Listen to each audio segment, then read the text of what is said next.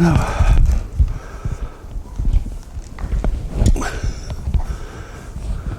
I see I didn't run everybody off. Okay. What we're trying to look at is the history of the church from the very beginning in AD 33 up until now. And last week we covered the beginning of it. And I had a personal disclaimer that I wanted to make sure that everybody, that in case you missed it and did not hear it, I want to let you know that what we're doing is we're examining, this study is really to determine whether or not the traditions and practices that have been passed down through the ages and determined if they do or do not meet the gospel of Christ. Due to the examination of the difference in doctrines that we will be discussing in this class, I am in no way judging anyone, living or dead, only the doctrines of the religious groups that are covered. And I want to make sure that you understand, I'm not talking about grandma, grandpa, Uncle Joe, mama, son, or whatever. I'm talking about the doctrines that are out there that have been brought into the forefront in these different religious groups. We know that the first century church was under an inspiration. They had the Holy Spirit that was handed down to certain individuals, handed down to the apostles first, and they were given the authority to be able to pass it on to other people, to be able to help the gospel to be taught. And that was the first century congregations that were that way. And the fact that we're not dealing with a Republican type government or a democracy type government, but we're dealing with a kingdom, and Christ is the king. He is the sole person that makes the rules. He's the one that judges how we live by those rules, and he's the one that's going to inflict the punishment when he hands the kingdom back over to his Father. So we want to make sure that we understand that.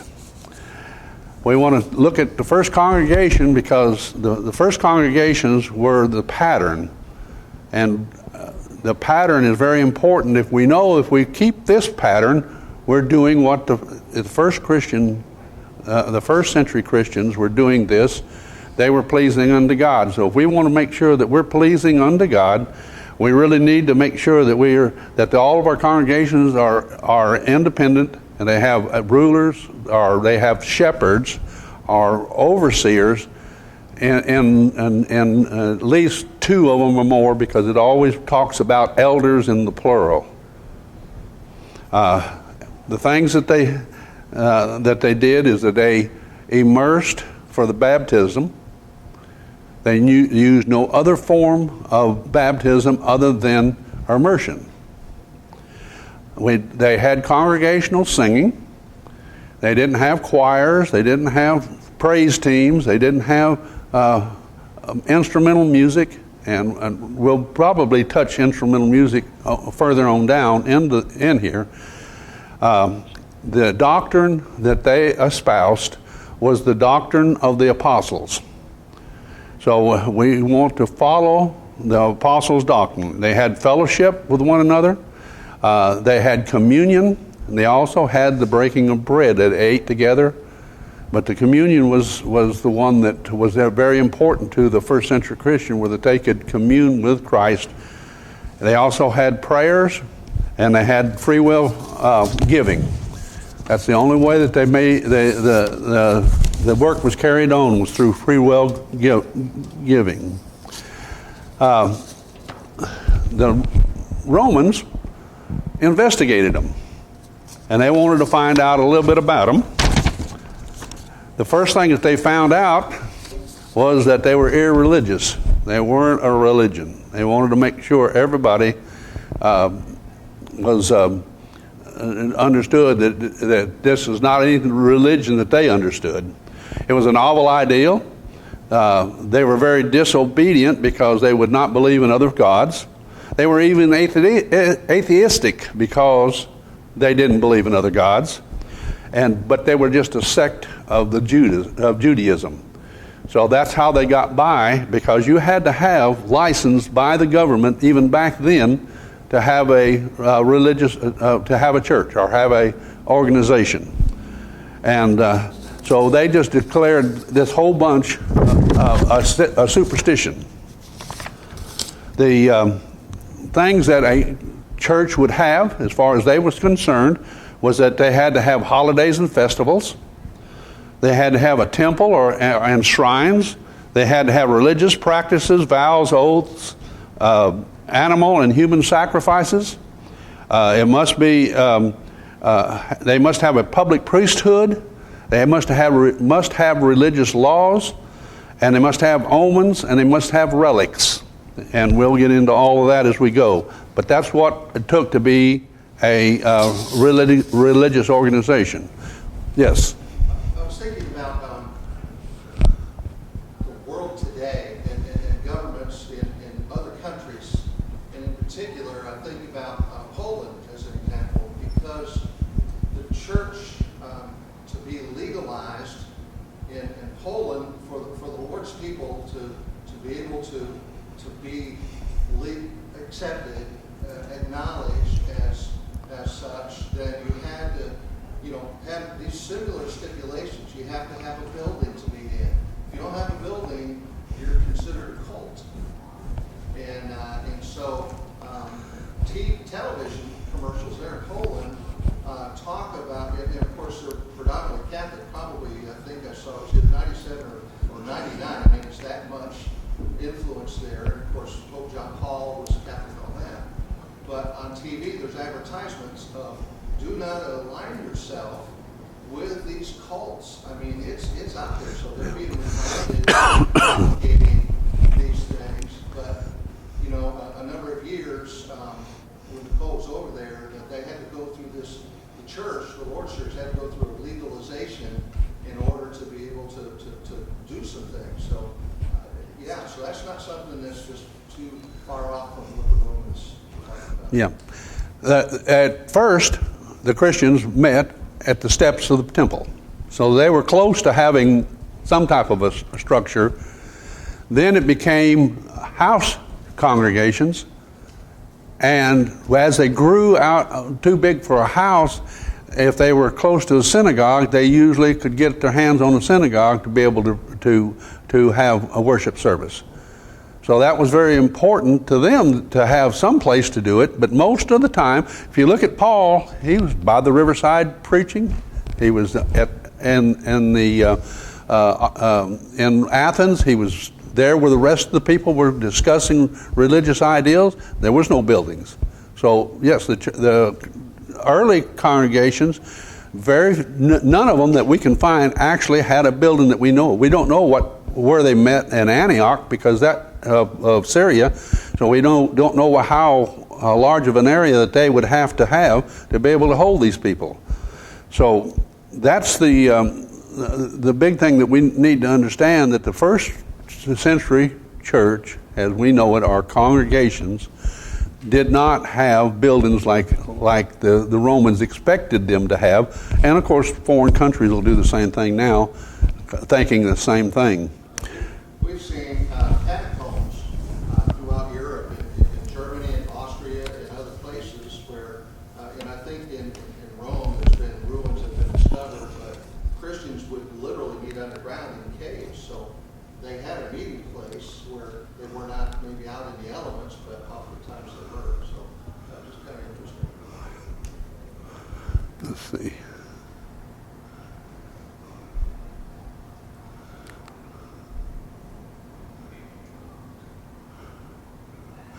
Okay, make sure I got on the slide that we kind of left off of the last week. The big occurrence, first occurrence that really got started was the fact that after these people with special insight from the Holy Ghost that they had been passed on to them, after they passed away, they had nowhere to go. Most of them we begin to hear how that the first part of the New Testament was really the four Gospels, Matthew, Mark, Luke, and John. And that's the only thing that some of them had, and it finally grew that most of them had it, but they didn't have the Bible like we had. So there's a vacuum there that occurred. And that vacuum was very difficult. Okay, it says up there with death of people with special gifts of the Holy Spirit. Is that pertaining to the apostles that were able to do miracles? That's part of it. I mean, because I used to work with a guy, and he still thinks that there are people today that can perform miracles. Yeah. And I try to talk with him about it and show him. But, I mean, is that what they're talking about right there? That vacuum that occurred, yeah, because they didn't have somebody to fall on like that. Didn't have people that could speak in these tongues without studying the language. They didn't. All those gifts of the Holy Spirit that was manifested in that first century started dying out as these people died off, because they could not. The people that they got passed to could not pass it on to somebody else. It was impossible for the next generation then to have somebody. So they ran out of people that was alive that had actually seen Jesus. People that had actually been, the apostles, they all passed away. John was the last one to go, and that was all around 100 AD. So after 100 AD, that vacuum started going up.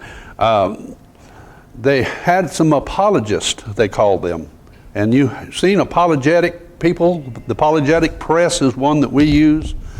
And they're the ones that was trying to defend the gospel, trying to keep heresies out of these congregations. At that time, there was a rise. The bishops started rising and getting ahead of the rest of the eldership. And there was 5 congregations that kind of got dominance at that time, and to get that dominance, the effort behind that was listed to the fact that we need to keep heresies out of the church. So we're going to let these 5 congregations have the bishops that are over them are going to be over the elders of the rest of those elders of that congregation and all the other elders in the congregation. And those 5 congregations that got selected was Jerusalem, Rome, Antioch of Syria, Alexandria, and Constantinople. They became the first holy sees. There was 5 holy, or a diocese is what they named them, that they set up, that each one of those bishops on those congregations had divided the known world up at that time to become part of a certain diocese. As they had trouble, if Antioch had a problem, they had the bishop to go to. If it was a big enough problem, those 5 bishops were supposed to get together. And when they really started having trouble, the emperor at that time was by the year 300 AD was Constantine, and he got tired of that, and we'll get into that in just a few minutes.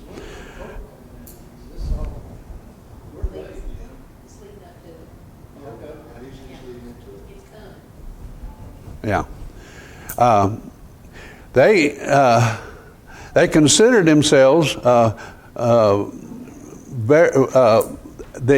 the seat. These bishops considered themselves in the seat of the apostles.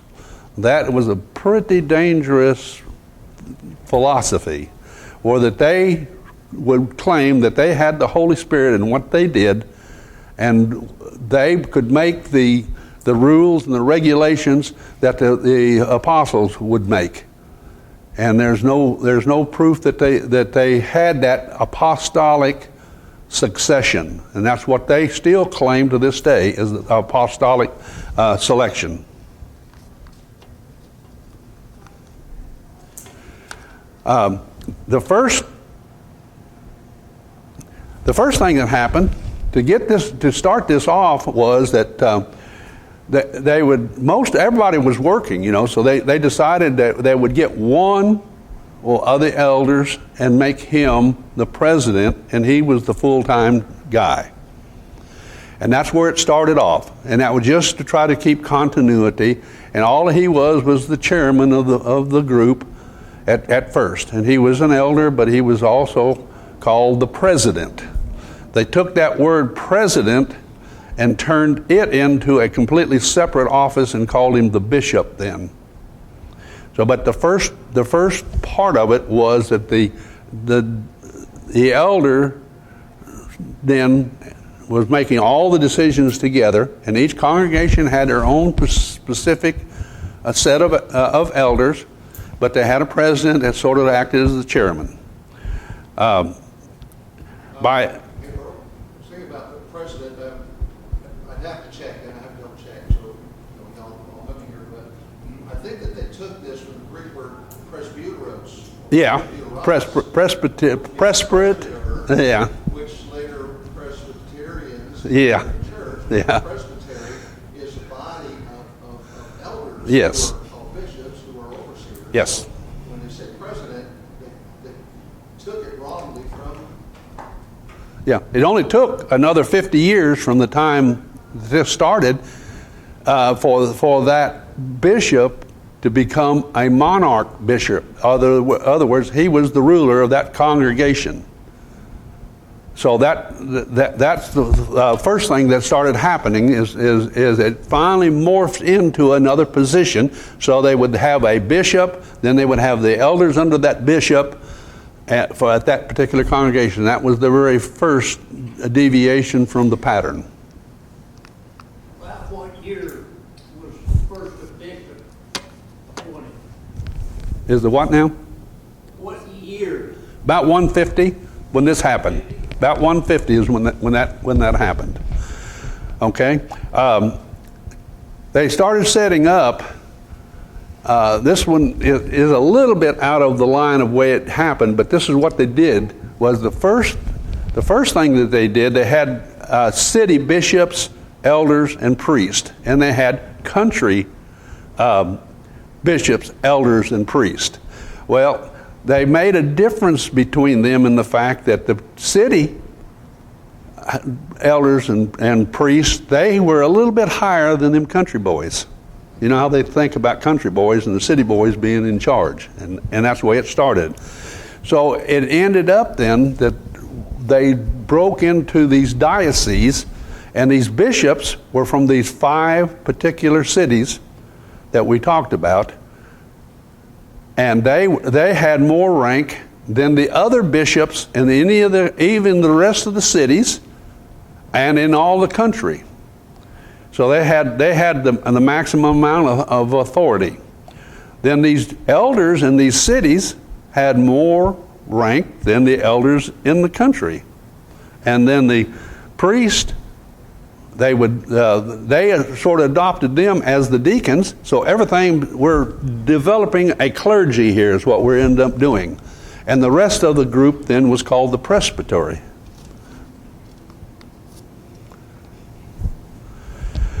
The first thing about, actually, that's a misprint there on the 150. It was actually 253 is when it actually happened.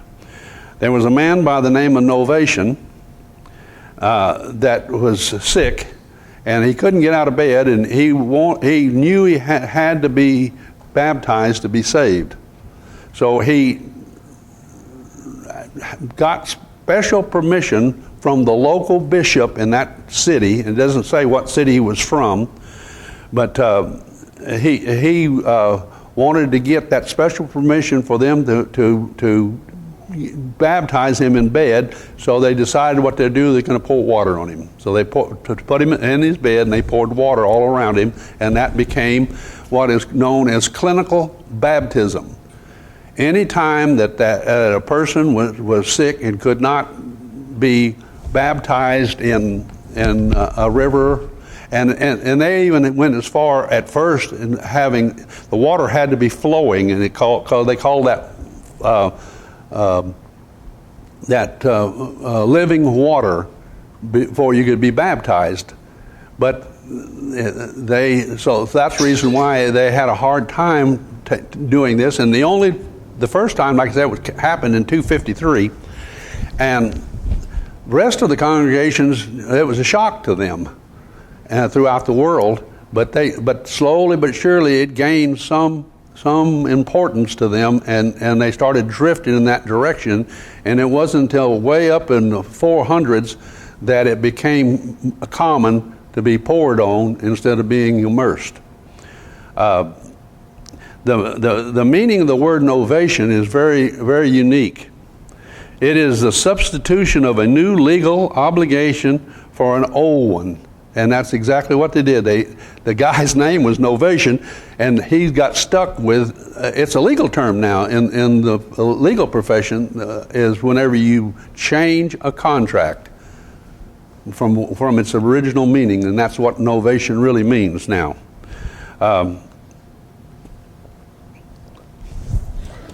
But that clinical baptism thing even reached down to where if they were in a dry area where there's not any water and somebody wanted to be baptized, as they called it, baptismo, it really means a dunking or a submerging in water.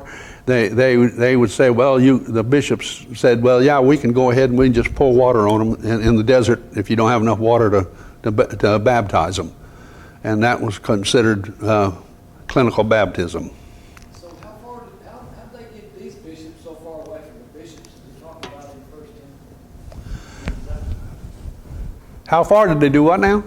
To get the bishops that you're talking about away from the bishops that 1 Timothy talks about. They did that to counteract heresies is the reason why they done. That's the excuse they used. Well, there was a digression. Yeah. What it is, they digressed from the biblical pattern, and what Paul to Timothy warned the churches through preaching is that these things are going to happen from among you, and they did, and they took it and did it on their own terms, and it just got further and further. Remember what Paul said to the elders at Miletus? This is going to come from among you.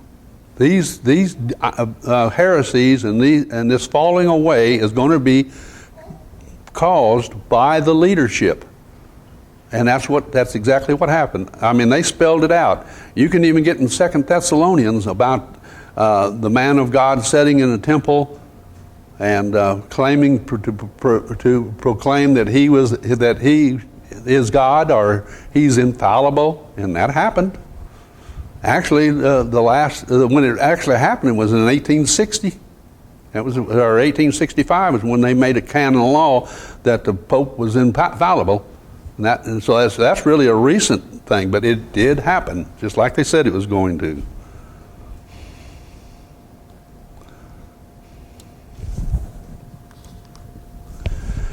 There's a teaching that got started by some of the preachers, some of the itinerary preachers at that time, that around between 100 and 200, that if you were not baptized, I don't care if you was a baby or if you was a grown person, if you didn't get baptized, you wasn't going to heaven. And that's what they were preaching. And to counteract that, some of the people says, well, I want to make sure my child is going to go to heaven, so they baptize their kids. And that's where it got started at, because of the preaching of the unless you're, that was really taking it to a fine point. Didn't talk about whether or not they were of age and accountability or anything. They would just up and say, if your baby died, then without being baptized, he's lost eternally. And that's how that got started. And then the law of the original sin cropped up a couple of hundred years later, and is what they ended up calling that. And that's the reason why the children were being baptized. And so it was just popular amongst just certain people. And AD 70, they in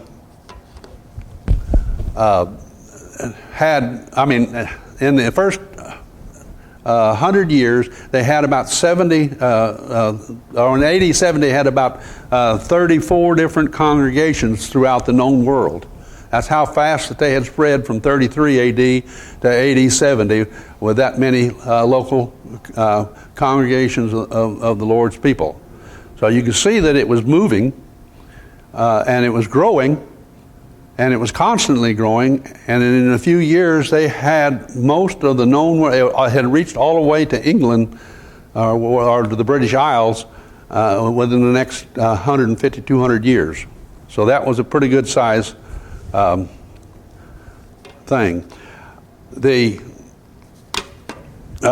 difference in the Catholic churches, so that we'll understand that denominationalism didn't start with us, or with our people when we start talking about the denominational world. The denominational world really started way back before Christ, because you had Pharisees, you had Sadducees, you had Essenes, you had Hellenist Jews. All those were just different groups of supposedly God's people that were trying to worship in their own particular way, and they didn't even get along. You know how badly the Pharisees and the Sadducees fought each other. So denominationalism was there. The first big split started to arrive right around 250, 275. They split in between because first of all, they were known as Catholics. Then they started to be known as either Eastern Catholic or Western Catholic. The Eastern Catholic Church were all the ones in Asia Minor and Egypt and Jerusalem, and Rome was still one on the western side. Doesn't the word Catholic mean universal? Universal Church, that's what it means, universal. But they made sure that like the Orthodox Church started developing during that period of time, and that means the one that had the truth, Orthodox. You're truly the church. Then they had the groups started fighting each other, and what they would end up doing, especially when Constantine came on in 300 between 300 and 310, he came into power, and he moved the capital from Rome to Constantinople, which is Istanbul now. That's where it was at. Well, they got to thinking, well, since the seat of government has changed, maybe we need to change who's in charge around here. So the people at Constantinople got to thinking, well, we're a little bit better. People in Rome, the bishop in Rome, he says, no, you remember Paul was martyred here, and supposedly Peter was martyred here, even though they couldn't prove that Peter ever went to Rome. They're saying, well, we got this Peter and Paul here. We should be the ones that's in charge. People in Antioch, they were kind of out of it, and the people in Jerusalem, they were kind of out of it. So that left the third one being the people in Alexandria. And Alexandria was that gigantic library, plus they had been doing a lot of the training of the preachers, so they thought they were in charge. So you got these three particular ones trying to take the lead from the other monarch bishops, the other five that were out there. And finally it ended up, in the long run, a lot of them leaned toward either the Orthodox or the Roman way. And then you started having different sect of the Catholic Church, because there's just not one Catholic Church.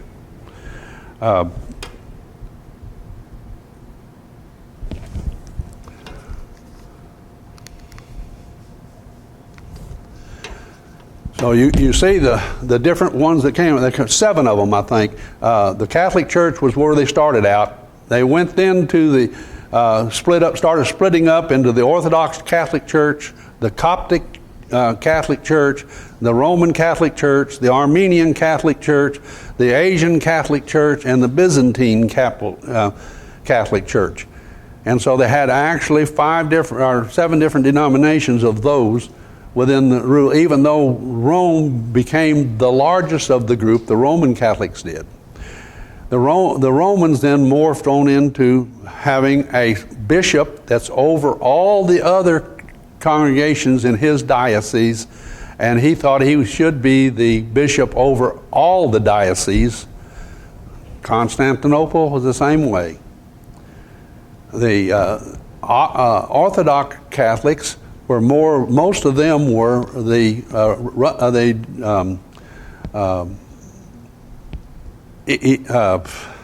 where Athens is, the town of Athens. The Greek Orthodox, and the Asian Orthodox. Actually, some of them were all the way up into Asia itself, and bordered on into China. The Byzantine were actually what was left when the Byzantine Empire got started after Constantine died. And so it was actually had its headquarters at one time in Constantinople, but it morphed into a separate group, and those are still around today. Yes. If I remember right, in the last a few years back, there was a big thing in Egypt of the Coptics. Yes. Coptic means hidden, but there was this persecution that was going on just in that area at that time, and so we don't really hear too much about what the Coptic Church is, but it is prevalent in the Middle East. They have their own pope. Them and the Romans, are the Roman Catholic, are the only two that have a central figure called the Pope or the Papa. The Orthodox and the Armenian lean toward now have fellowship, communion with the Roman Catholic Church. The Byzantine does not have any fellowship with the Roman Church. Now, they are a Catholic church within themselves. I know of one in Chicago. There's a Byzantine Catholic church there, and they're all over the world. But and the Roman Catholic is aligned themselves, or will take fellowship with everybody except mainly the Coptics and the Orthodox. The Orthodox have, I think, 5 bishops that are their leadership, and they get together and make the rules for the Orthodox Church. You got the Russian Orthodox, the Greek Orthodox. There's the Orthodox Church in Kiev, and several places. Yes. I'm glad you said that. The Orthodox Catholic Church in Kiev, Ukraine. Yeah, Ukraine. When I was in Lviv last spring, just a little less than about a year ago, that I had the opportunity. I was wandering around the neighborhood from a hotel, and of course, there's always church buildings that have these onion dome spires that are typical of that part of the world. And so I was just curious, and I was taking pictures, and I went around, and the door of the building was open. There was a vehicle there, and I'm like, well, just kind of checking out. And I look in, it's like, beautiful, ornate, all of this, and I was like, oh, that kind of thing, wow factor from that standpoint. But the priest came out, and so we communicated. He didn't really know hardly any English. Of course, I didn't know any Ukrainian, but interesting enough that he invited me to have tea over at his cottage. He was leaving, and so I went over, and I'm like, Lord, is this the right thing to do? But I wanted him to know that, a little bit about me. And so we were able to sort of communicate. We had this tea, we had this little lunch that went on, and I don't believe that I had fellowship with him, in that sense, but it was quite interesting, quite a unique experience. There's 2 things that the Orthodox do that are common with us. One is immersion. because they don't believe in sprinkling or pouring, but they still practice what they call triune baptism, where they dunk you 3 times, but they do baptize babies. The second thing that they have not accepted is the instrument. They do not use the instrument in their singing. They have a lot of the other stuff that the other Catholic groups have, but they have not adopted the musical instruments, and they have not adopted sprinkling and pouring, even though they have all the others. Okay, it looks like I'm not going to get nowhere near where I was wanting to go to today, because we're almost out of time right now. Okay, the early doctrines of the Catholic Church were the clergy, and only bishop, elders, and deacons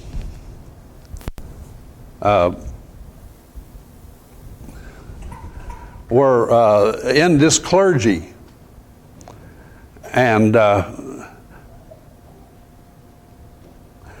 at this time, when they did this, is when Constantine made the Catholic Church a state, a church of the empire.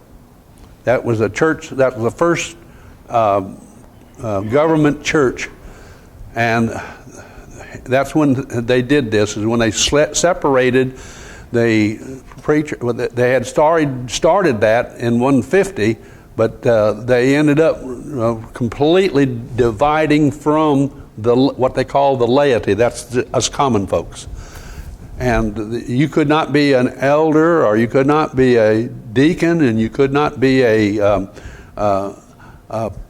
preacher or priest, as they called them, because that's what priest is coming from, the Latin word preacher. And you could not be a bishop unless you were in the laity, in the clergy. And so that started breeding inside, making sure that they get the right people in these positions before you could be a priest. And they get all these rules started. The pagans were beginning to come in. And that was when Constantine made this a state church, all the Germanic people wanted to be part of the Christian religion. So to make it easier, what they started doing at that time was taking these gods that they had and turn those things into different people or saints. And that's where they started having saints in the church. Mary was one of the first ones, and they made her the Mother of God, and they also made her the Queen of the universe. Though the Queen of the universe was a god that had come out of the Babylonian religion, and the Mother of God was Isis, who was in Egypt. The god Isis, which was the wife of the sun god, and so they started using those terms to identify these people, and that's where the saints started. Was because of the gods that they wanted to make it easier for everything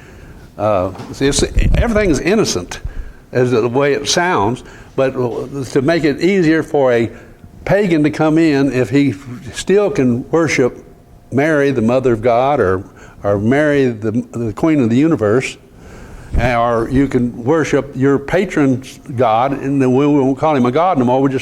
He'll be old Joe. We'll make him Saint Joe. So Saint Joe now is for all you people that run the anvil and work as a blacksmith, that's your patron saint instead of your god. And that's what they did. They changed it all for that. And I guess I'm going to have to quit. I hate it, but we're going to have to quit. But I'm not going to get nowhere near, because I was nowhere near where we need to be. Did they just give Peter a sainthood? I mean, is that where he came in to be the saint? Well, yeah, they made everybody. All the apostles are saints. Yeah, and all these old bishops and popes, they're trying right now to make John Paul a saint.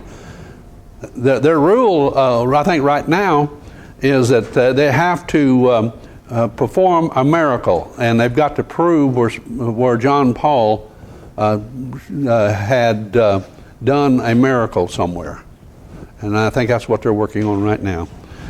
But I guess that's the end of this thing, and I'll start on 24 next week. We're not going to make it, folks. It is very interesting. Again, in my own opinion, and I hope it is for others, but it's awesome materials. Now you can see how fast they went. From AD 100, when we had sound congregations, we started having leading congregations, turned the whole thing around by 250, and by 323, when they had that first Nicene Council, that really put the death nail to any thing, and they got control over. You didn't have the printing press like you had now, and you didn't have radio and television, and so they got control. And when they got control with the government behind them, they did a lot of changing. But we'll get to that later, I guess. Maybe next spring sometime when we get through here.